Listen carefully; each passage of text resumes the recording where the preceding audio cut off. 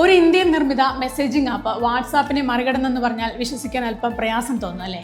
എന്നാൽ അത് സംഭവിച്ചിരിക്കുന്നു. ശ്രീധർ വെമ്പു നേതൃത്വം നൽകുന്ന സോഹോ കോർപ്പറേഷൻ വികസിപ്പിച്ച അറട്ടൈ എന്ന മെസ്സേജിംഗ് ആപ്പിൽ ജോയിൻ ചെയ്തവരുടെ എണ്ണം വെറും 3 ദിവസം കൊണ്ട് 3000-ൽ നിന്ന് 3.5 ലക്ഷത്തിലെത്തിയിരിക്കുന്നു. 100% വർധന. വാട്സാപ്പ് ഉൾപ്പെടെയുള്ളവയെ മറികടന്നാണ് ഈ നേട്ടം. സോഹോ കോർപ്പറേഷൻ എക്സിലൂടെയാണ് ഈ നേട്ടത്തെക്കുറിച്ച് അറിയിച്ചത്. ആപ്പിന്റെ ഉപയോഗം കുത്തനെ കൂടിയതോടെയുണ്ടായ സാങ്കേതിക പ്രശ്നങ്ങൾ പരിഹരിക്കാൻ സോഹോ ടീം വിശ്രമമില്ലാതെ പണിയെടുക്കുകയാണെന്നും കമ്പനി പറയുന്നു.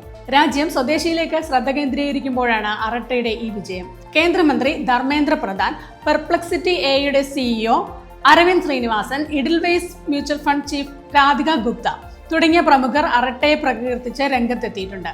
2021 സോഹോ പരീക്ഷണാടിസ്ഥാനത്തിൽ അറട്ടൈ എന്ന മെസ്സേജിംഗ് ആപ്പ് പുറത്തിറക്കിയത്. ചാറ്റ് എന്നർത്ഥം വരുന്ന തമിഴ് വാക്കാണ് അറട്ടൈ. തുടക്കത്തിൽ വലിയ ശ്രദ്ധ നേടിയില്ലെങ്കിലും AI അനുബന്ധ വെല്ലുവിളികളും സുരക്ഷാ പ്രശ്നങ്ങളുമൊക്കെ വന്നതോടെ പ്രാദേശിക ഡിജിറ്റൽ പ്ലാറ്റ്ഫോമുകളിലേക്ക് മാറാൻ നിരവധി പേർ താല്പര്യം കാണിച്ചത് അറട്ടയുടെ വിജയത്തിൽ വലിയ പങ്കുവഹിച്ചു. സ്പൈവെയർ രഹിത ഇന്ത്യൻ നിർമ്മിത മെസഞ്ചർ എന്ന വിശേഷണവും ഗുണമായി. ഉപയോക്താക്കളുടെ വ്യക്തിഗത വിവരങ്ങൾ പരസ്യത്തിനായി ഉപയോഗിക്കില്ലെന്നും ഉപയോക്താക്കളുടെ സ്വകാര്യത പാലിക്കുമെന്നും സോഹോ ഉറപ്പു നൽകുന്നുണ്ട്.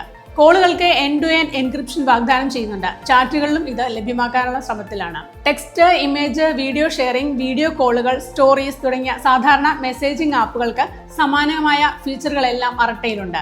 ഇതൊക്കെയാണെങ്കിലും വാട്സാപ്പിനെ പൂർണ്ണമായും മറികടക്കുക എന്നത് അറട്ടയ്ക്ക് അത്ര എളുപ്പമാകില്ല. നിലവിൽ 50 കോടിയിലധികം പേരാണ് വാട്സാപ്പ് ഉപയോഗിക്കുന്നത്. പലരുടെയും ഡിഫോൾട്ട് ചാറ്റ് സെറ്റിംഗ് ആണിത്. ബിസിനസ് ട്രാൻസാക്ഷൻ പോലും ഇതുവഴി നടക്കുന്നു. അറട്ടയുടെ ഔദ്യോഗിക ഡൗൺലോഡ് നമ്പറുകൾ കമ്പനി ഇതുവരെ വെളിപ്പെടുത്തിയിട്ടില്ല. എന്തായാലും സോഹോയുടെ ഈ മുന്നേറ്റം പ്രതീക്ഷ നൽകുന്നതാണ്. ലോഗിൻ ചെയ്യാൻ ശ്രമിക്കുന്ന ദശലക്ഷക്കണക്കിന് ആളുകളെ ഉൾക്കൊള്ളാൻ അതിന്റെ സെർവറുകൾക്ക് കഴിയുമോ എന്നതാണ് വെല്ലുവിളി. 1996 ചെന്നൈയിൽ തുടക്കമിട്ട സാങ്കേതിക വിദ്യാ സ്ഥാപനമാണ് സോഹോ.